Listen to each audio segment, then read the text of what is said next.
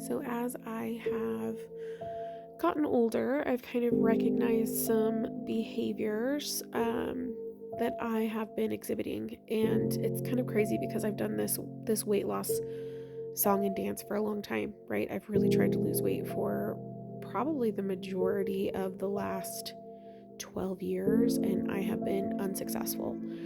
Um, so, I've noticed recently, very recently, actually, probably since the beginning of this year, that I am a binge eater and an emotional eater. So when I'm happy, when I am sad, when I am bored, really any feeling at all, I feel like I need to eat.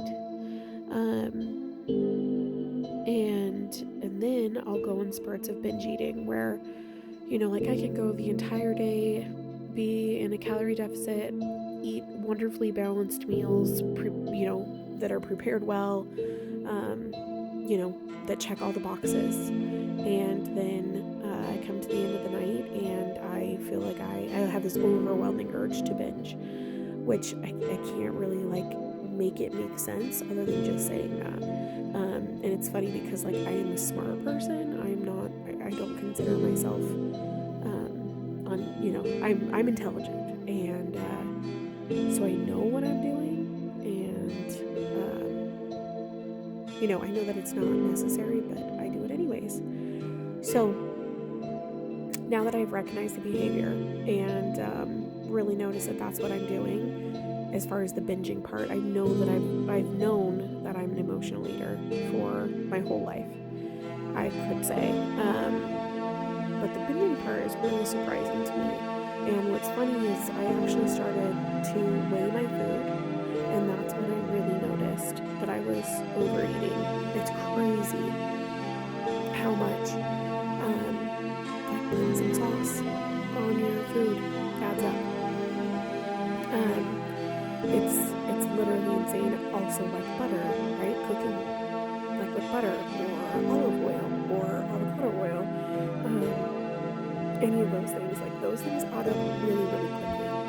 And I actually don't measure those things, olive oil to be specific, too much when I'm cooking for the whole family, but I'm aware of it and I know that it's there, and so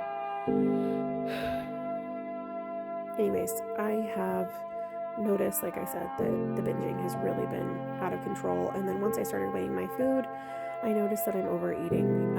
Still, I think that I'm in a deficit, and really I'm not in as much of a deficit as I thought. So,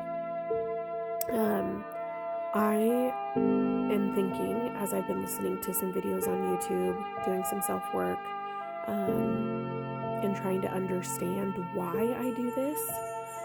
Because like I said, I'm intelligent. I don't know why I would do this to myself when I know that it's making me unhealthy, when I know that it's making me gain weight, and then, just starts this vicious cycle of not loving myself because I don't look the way that I would like to look, or I can't move the way that I would like to move.